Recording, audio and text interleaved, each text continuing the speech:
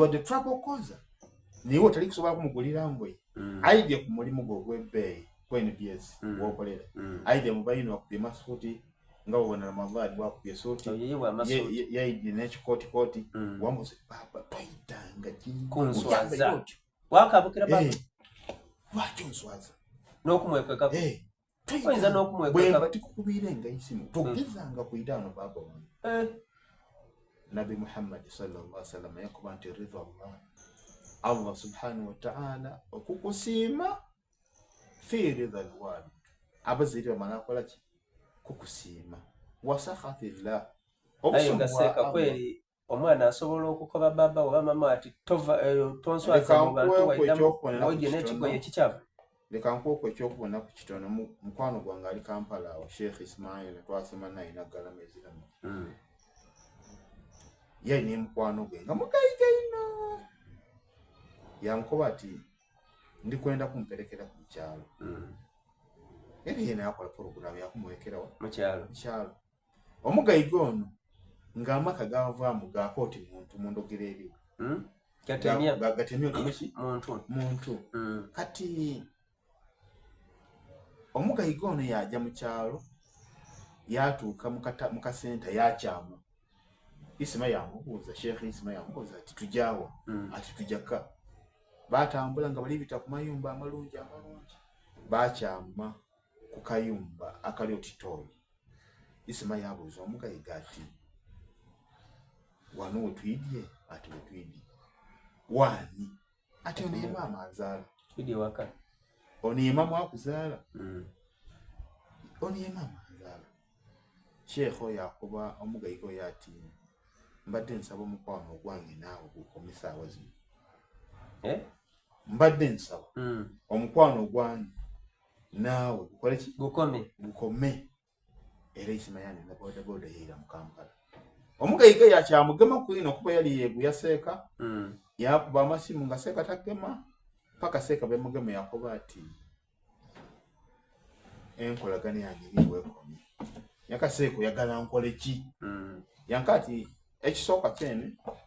yiyaayo enumba ozimbire maama wo yazimba amaka amalungi kayi maama yaddemu okuyingira amaka ati nze kansule mugana nze wasalawo iwe tibasobola kukoba okuba enkunzimbira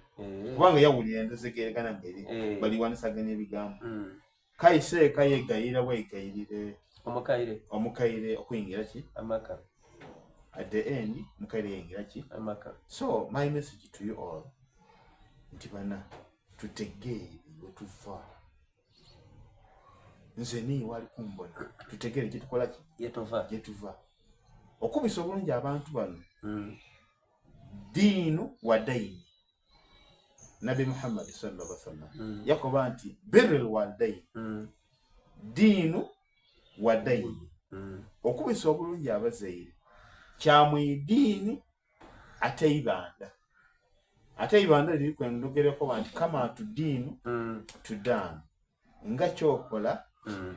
babawo n'abaana bwe kibajja okukola ekyo kyo bwe kiri oyo bwino yakola yakala nga bwobisa wali kumbona nga bwobisa babawo ne mamawo wallahi my brother n'abaana bajja okubisa Seka kankubuza ekibuzo si ojogeire ku engeri eteekebwa okubisaamu abazaire baifu oba abaana engeri bateekebwa okutubisaamu nga ife buti singa bukyakunkyo nga nze ate omuzaire ninze ekizibu otya na yampeereza akasente muna baba oba mama gula okuweerezayo okuukwa emitwalo 5 gula kuukwa akabamba baba yadita muki oba mama yadita muki kuchikukwakera mukandala yabanga taguze bana abo kukyalo abanga babona mama wana ni baba wana ninga ngatali yakukabamba aye nga iwo okola ogugwo gwokola ki okuweereza buti oyo muzaire nkola ntya oyo empegati bwetubanga tukaali bato eri ebintu byetukola ife abaana Allah subhanahu wa ta'ala bwabanga takwere okugumiikiriza notegeera bintu ebyo mu bwongo oba baba nabitegeera buli side eyinza okubisa obulungi obubiki side inayo. For example, baba ayinza okwira n'ennyama awaka ng'abuza akanyama ke we bakafumbira ne katokota omwana era yakakuba mu omwiko kayiika. Process eyo abo batakwere bugumiikiriza oyinza okweta omwana we ekisiraani oba embwa omuzaire ng'ozira mu idiini ti ekisiraani kiyiye ki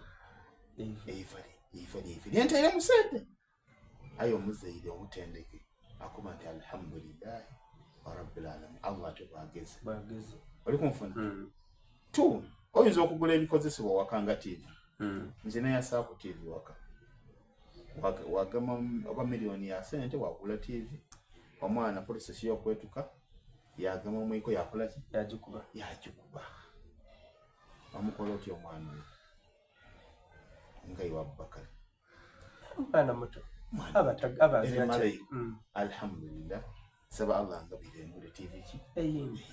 omuzaire omutendeke kat that is the same point owaire baba sente ataguze ennyama okukwenda kwe era togeza kunoonyereza naam mpaire mama ne baba nakanti nga banaife abatali basiramu anti Christmas yetuuse mama wa baba nkwereizayo emitwalo gaga 2 ogula ku ennyama wagula kuki wena wali apo baneiba basika oluvululu aye nga ye baba yati abe obaka yaji akati yagulayo kakota omuwaire ng'alina ebizibu bye omwana omutendeke nakuba isimu wakana akati mama nawereza baba emitwalo 10 yaguza akanyama ati atukwabwene kanyama sawa denedo sala magezi ogule iva erindi owereze oba owereze mama sente agule ki kubanga oba basobola okugula togeza kukola statement nti baba namuwaire sente yalema akola ki ekyo nkuleetere kire kya TV oli kusasula wano singa njaye mama wange nakanti mama bwe nkuweereza esente ed'okukulimira nkuweereza wankuba oti bakubanda emitwalo 10 nakuweereza 2 aye mama otanswazanga saba dina 10 gyemba nkusuulirengako ogulengako ku akabamba ogulengangako ku wakiri akantu ko otuta onwengako aye nga ye ata bwakumukandala koba ebyetakati benze nanwanwa akwira emamba nali ali akwira aye nga iwo oyenda omuntu wo abenga ali akuki kukabamba agule nikututa ekyo kyotayingira mu ngayo omwana ntogera naye mubimu kubijja okufunisa omusango nika ufi aye livele clear yakantifala atakullahuma ufi nako kene koli kuleta omuwaire sente da kukola kintu kindi yakola kindi iyo wafuna ka ufi nga toka fulumya nokuba oti mama yena aye nga kali munda mule kali muwaire sente da kugula nyuma aguze maliwa ako Allah kakoba ntogeza akafulumya ako toka fulumyanga we now iyo okola research ya but seka utupenda o mama nina kuogera naye ntya okubona nti mu convincinga abalikola kyentenda wakullahuma qawlan kalima ono niye ekigambo ekimuwese bei mama ebigambo byonna byofulumya kubanga Allah yakanti wakullahuma qawlan kalima bobo yogera nabo noni aye ekigambo ekibawese ekitiibwa ekyensa qawlan kalima n'ekyensa omulyensa mama namuwaire sente dakugula nyama taguze nyama oyinza okireeta wakoti mama kwali nakuweereza ku sente nakuwampereza sente aye tyaguzeemu eva wabeera nkobi qawlan kalima lekanye ndeeta eiva erindi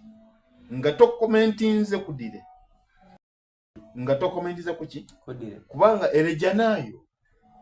ero likunoonya jana nze mbaire ndowooza nti gentegeera nti obwali mugeerezaayo ejjange 10 namanya nti ejo nigana atakuluko bakizira buzibu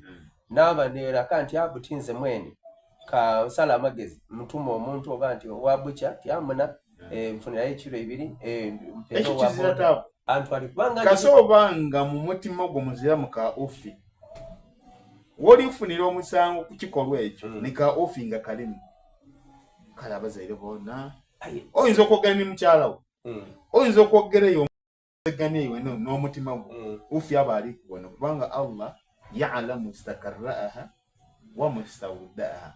Allah knows each and everything about you. Ayeseka okidinga omuntu ayinza okuba nga katugeze nga omulimu gw'okola nga gwa bukalambavu wakuba oti nga n'omugaiga okukusasula lwona nga lutalo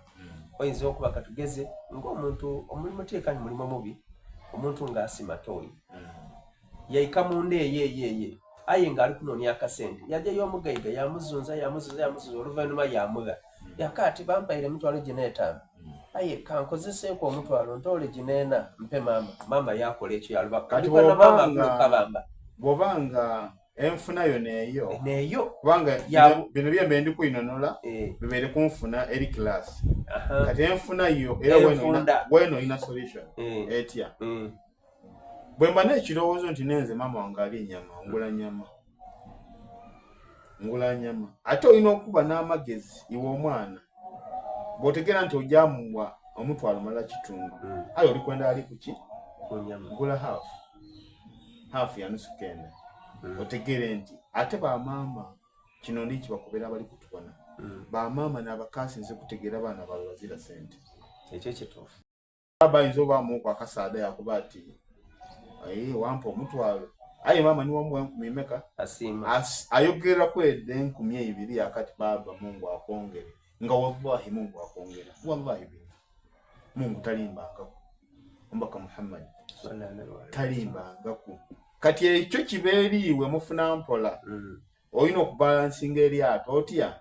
maama andijamu omutwalo mala kitundu aye ndikwenda ali kukanyama hafu ya nusu kenda saawa dino gula hafu ya kenda otegeere nti nina mwaka 6 omuwa akanyama keno original